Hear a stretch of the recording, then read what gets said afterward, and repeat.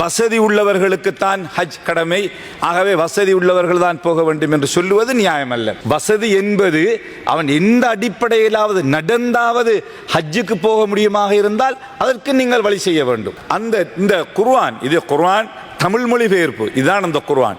இதனை தடை செய்திருக்கிறார்கள் வெளியிலே கிட்டத்தட்ட ஒரு வருடம். இந்த நாட்டிலே கிட்டத்தட்ட 321 அரபு கல்லூரிகள் பதிவு செய்யப்பட்டிருக்கிறது. அதே போன்று 132 அரபு கல்லூரிகள் பதிவு செய்யப்படாமல் இயங்கிக் கொண்டிருக்கிறது. அதிலே 72 அரபு கல்லூரிகள் தங்களுடைய பதிவுக்காக விண்ணப்பித்திருக்கிறார்கள். இன்னும் இந்த அமைச்சூடாக அந்த விண்ணப்பங்கள் பதிவு செய்யப்படவில்லை. ஆகவே கௌரவ அமைச்சர் அவர்களே, பதிவு செய்யப்பட்ட விண்ணப்பங்கள் அனுப்பி வைத்த அந்த அரபு கல்லூரிகளுடைய விண்ணப்பங்களை சரியான முறையிலே பரிசீலனை செய்து அவற்றை விரைவாக நீங்கள் பதிவு செய்வதற்குரிய நடவடிக்கைகளை மேற்கொள்ள வேண்டும் என்று சந்தர்ப்பத்தில் கேட்டுக்கொள்ள விரும்புகிறேன். அதே போன்று இந்த நாட்டிலே இருக்கின்ற சகல அரபு கல்லூரிகளுக்கும் இடையிலே ஒரு காமன் சிலபஸ், ஒரு பொதுவான பாடத்திட்டத்திலே இதனை கொண்டு செல்ல வேண்டும். ஒவ்வொரு அரபு கல்லூரிகளும் ஒவ்வொரு பாடத்திட்டத்திலே அவர்கள் கல்வி கற்பதால் ஒரு பொதுவான சிலபஸில் என்கின்ற ஒரு நீண்ட காலமாக கிட்டத்தட்ட 10 வருடங்களுக்கு மேலாக பேசி வந்த ஒரு நிலைமை.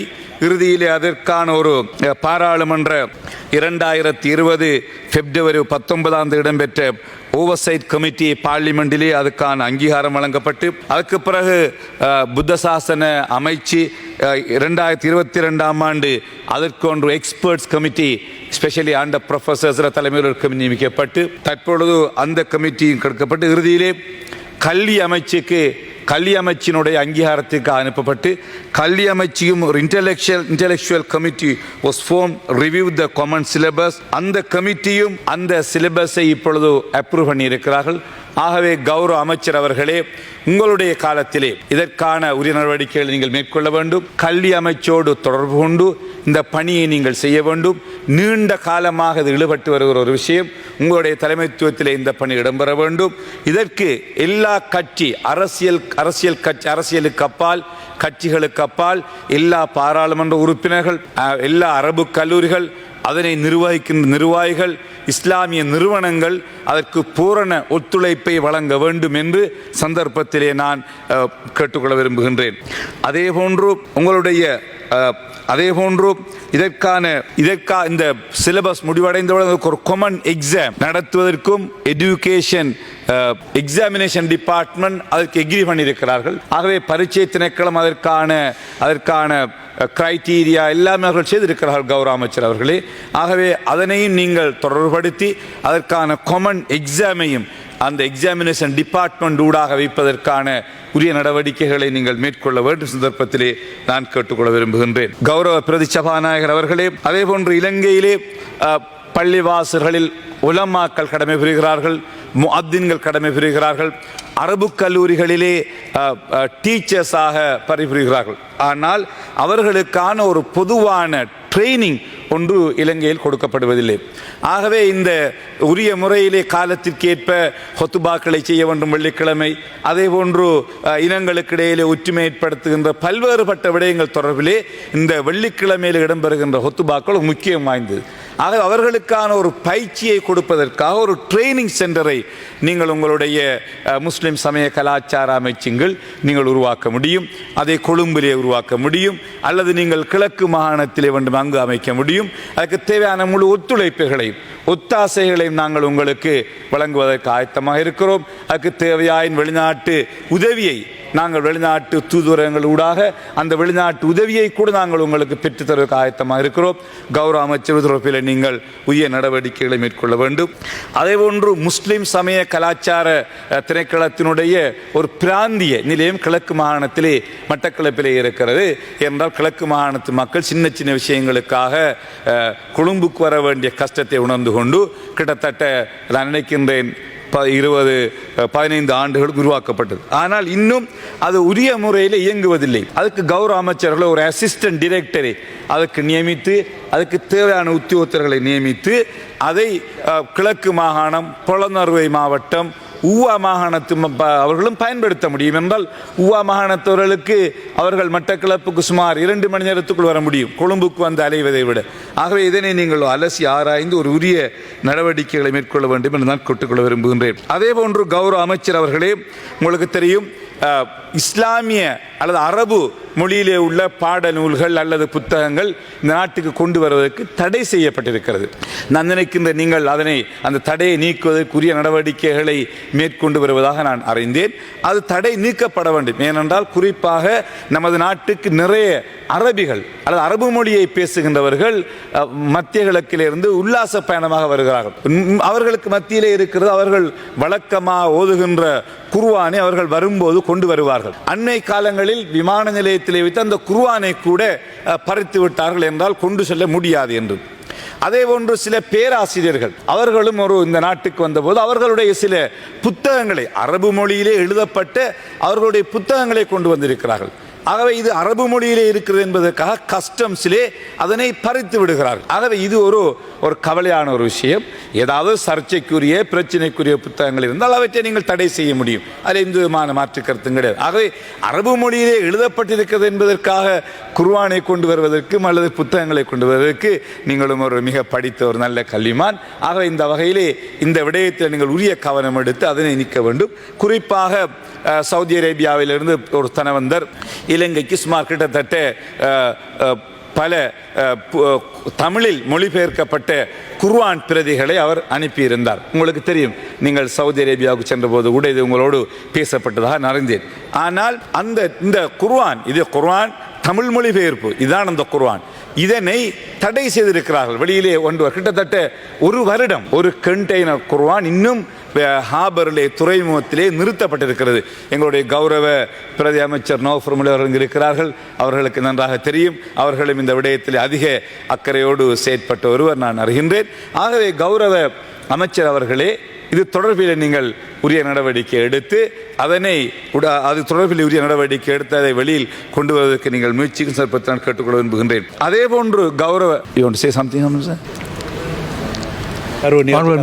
තුමනි ඉතා කෙටියෙන් උත්තර දෙන්න කැමති ගරු මන්ත්‍රීතුමා මතු කරපු කාරණයට මම හිතන්නේ මුල හරිය ඔබතුමා මතු කරපු ගැටලු ටික පිළිතුරු ඔබතුමාම සාකච්ඡා කරා. විශේෂයෙන්ම අරාබි පාසල් වල තත්ත්ව විෂය නිර්දේශය අපි විද්වත් කමිටුවක් පත් කරපු බව, අධ්‍යාපන අමාත්‍යාංශයට යොමු කරපු බව, පසුගිය කාලේ ඔබතුමා වාචික ප්‍රශ්න හැටියට විමසලා තිබුණා. මේවා මම මේ පිළිතුරු සභාගත කරලා තිබෙනවා. ගුරුවරුන්ට අවශ්‍ය පුහුණුව දිය යුතුයි. ඒක අපි පිළිගන්නවා. ඒක පිළිබඳ වැඩසටහනක් සකස් කරලා ගන්න පුළුවන්.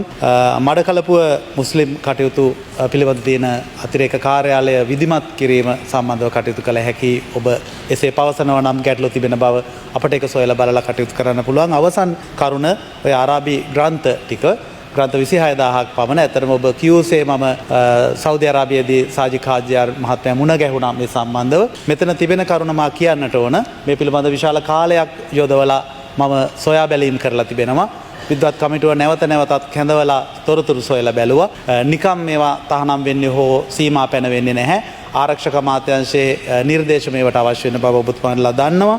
ඇත්තටම මේ කාරණය සම්බන්ධව මේ පරිවර්තනයේ ගැටලු රාශියක් තිබෙනවා. විද්වත් කමිටුව තමයි ඒක පෙන්නලා දීලා තිබෙන්නේ. ඔබ දන්නවා මුල් වාක්‍ය පරිවර්තනය කරලා තිබෙනවා. හැබැයි අදාළ රෙෆරන්ස් එක පරිවර්තනය කරලා නැහැ. ඒ බඳු අවස්ථා රාශියක් තිබෙනවා. ඒ රෙෆරන්ස් එක පරිවර්තනය කරන්නේ නැතිව, ඒ සමුද්දේශ සටහන පරිවර්තනය කරන්නේ නැතිව මේ ග්‍රන්ථ සමාජගත වුණොත් විශාල අනතුරක් වෙන්න පුළුවන් බව මුස්ලිම් විද්වතුන්ම කමිටුව පෙන්වා දීලා තියෙන නිසා තමයි ගැටලුව. නමුත් එහෙම තියෙද්දි පවා මම උත්සාහ කරමින් ඉන්නවා ඔවුන් සමග සාකච්ඡා කරමින් විකල්ප විසඳුම් වලට ගිහිල්ලා කොහොමද මේ ලැබුණු තෑග්ග අපේ මුස්ලිම් ජනතාවට බෙදා දෙන්නේ කියලා. බොහොම ස්තුතියි. ගරු එමෙතුමාට මම ස්තුතිවන්ත වෙනවා. මට දන්නවා එතුමා මගේ ප්‍රශ්නවලට පාර්ලිමේන්තුවෙත් පිළිතුරු දුන්නා. ඒ සම්බන්ධයෙන් සාකච්ඡා කරලා හොඳ ඇත්තවසේම ක්‍රියාත්මක කරන ඕන විදියට ඔබතුමාගේ පිළිතුරකම තියෙනවා. ඔබතුමාට මම ස්තුතිවන්ත වෙනවා. கௌரவ அமைச்சர் அவர்களே, கௌரவ பிரதி சபாநாயகர் அவர்களே, அதே போன்று சர்வதேச ரீதியிலே இஸ்லாமிய நாடுகளிலும் இஸ்லாம் அல்லாத நாடுகளிலும் பைத்துல் மால் என்று ஒரு நிதியம் இருக்கிறது. அதனூடாக பொதுவான விடயங்கள், குறிப்பாக இலங்கையை பொறுத்த வகையிலே இலங்கை முஸ்லீம்களை பற்றியும் இஸ்லாத்தை பற்றியும் பல்வேறுபட்ட விமர்சனங்கள் அல்லது இருக்கின்ற சூழ்நிலையிலே இனங்களுக்கிடையிலே ஒற்றுமை ஏற்படுத்துவது, அது தொடர்பான பிரச்சாரங்களை மேற்கொள்வது, அது தொடர்பான கருத்தரங்களை வைப்பது, அது தொடர்பான அதே போன்று முஸ்லீம்கள் சம்பந்தமான நல்ல எண்ணத்தை ஏற்படுத்த தொடர்பான விடயங்களுக்காக பைத்துல் மால் ஃபண்ட் என்று ஒரு நிதியம் இருக்கிறது. அதனூடாக பல்வேறுபட்ட பணிகளை செய்து கொண்டிருக்கிறார்கள். ஆனால் இலங்கையிலே அந்த நிதியம் உருவாக்கப்படவில்லை. ஆகவே கௌரவ அமைச்சர் அவர்களே, நீங்கள் முஸ்லிம் சமய கலாச்சார திணைக்களத்தின் கீழ் ஒரு பைத்துல் மால் என்ற நிதியத்தை நீங்கள் உருவாக்குங்கள். நீங்கள் உருவாக்க சட்ட ரீதியாக அதனை உருவாக்கினால் அதனை பராமரிப்பதற்கான அதுக்கான உதவிகள், சட்ட ரீதியாக உதவிகள் நாங்கள் செய்ய முடியும். அதற்கான நிதியை சர்வதேச நாடுகளில் இருந்து, இஸ்லாமிய நாடுகளில் இருந்து, எல்லா நாடுகளிலும் அதற்கான நிதியை எங்களுக்கு பெற்றுக்கொள்ள முடியும். அதனூடாக முஸ்லிம் சமய கலாச்சார திணைக்களம் தங்களுடைய நிறைய பணிகளை செய்ய முடியும். அதுக்கு தேவையான முழு ஒத்துழைப்புகளையும் கௌரவ அமைச்சர்களுக்கு நாங்கள் வழங்குவதற்கு ஆயத்தமாக இருக்கிறோம். அரபு நாடுகளுக்கு சென்று உதவிகளை பெற்று அதற்கான நிதியை பெற்று ஒரு பலமான நிதியாக அதனை உருவாக்கி அந்த திணைக்களத்தினுடைய பல்வேறுபட்ட பணிகளுக்கு அதை செய்வதற்கு நாங்கள் உதவி வழங்க ஆயத்தமாக இருக்கிறோம். கௌரவ பிரதி சபாநாயகர் அவர்களே, அதே போன்றுதான் ஹஜ் விஷயத்திலும் ஒரு சிறிய பிரச்சனை இருக்கிறது. ஏனென்றால் இதிலே ABCD என்று 4 கேட்டகரி இருக்கிறது. அதிலே இலங்கை B கேட்டகரி, A கேட்டகரி மட்டும்தான் போக வேண்டும், CD போக முடியாது என்று ஒரு கட்டளை, ஒரு அறிவுறுத்தல் வழங்கப்பட்டிருக்கிறது. உண்மையிலேயே இது மாற்றப்பட வேண்டும். ஏனென்றால் ஹஜ் கமிட்டியில் உள்ள சில சகோதரர்கள் பேசுகின்ற போது வசதி உள்ளவர்களுக்குத்தான் ஹஜ் கடமை, ஆகவே வசதி உள்ளவர்கள் தான் போக வேண்டும் என்று சொல்லுவது நியாயமல்ல. வசதி என்பது அவன் எந்த அடிப்படையிலாவது நடந்தாவது ஹஜ்ஜுக்கு போக முடியுமாக இருந்தால் அதற்கு நீங்கள் வழி செய்ய வேண்டும். அதுதான் வசதி என்பது.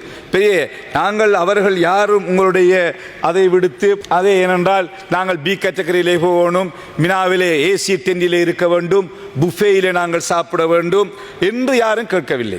ஆகவே இதில் ஏனென்றால் ஒருவர் C கேட்டகரியிலே போக முடியுமாக இருந்தால் 4 லட்சம் 5 லட்சம் ரூபாய் குறைய போக முடியும். கிட்டத்தட்ட 18 லட்சம் ரூபாவுக்கு போக வேண்டிய ஹஜ் உடைய கோஸ்ட் 24 லட்சமாக மாறி இருக்கிறது.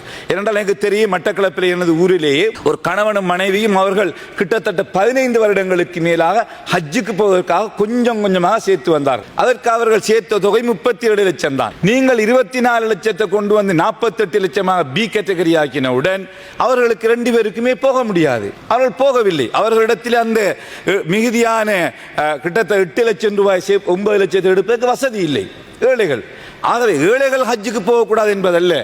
நீங்கள் DC என்றால் உலகம் முழுக்க இந்த வாய்ப்பு இருக்கிறது.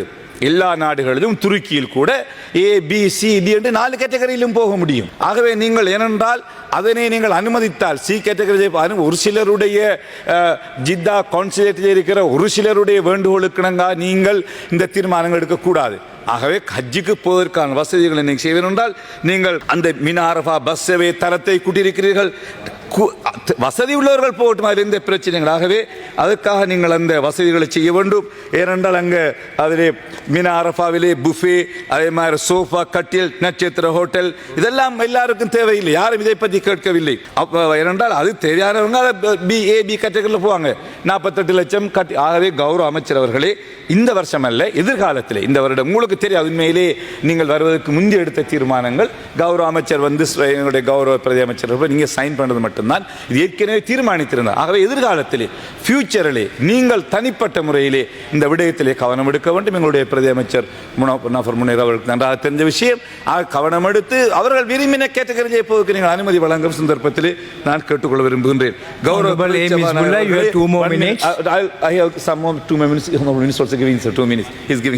ஆகவே வக்ஃப் போர்டிலும் எங்களுடைய கௌரவ உதுமால பிபி அவர்கள் சொன்னார்கள், பொலிட்டிக்கல் இன்வால்வ்மெண்ட் அதை நீங்கள் தவிர்த்துக் கொள்ளுங்கள்.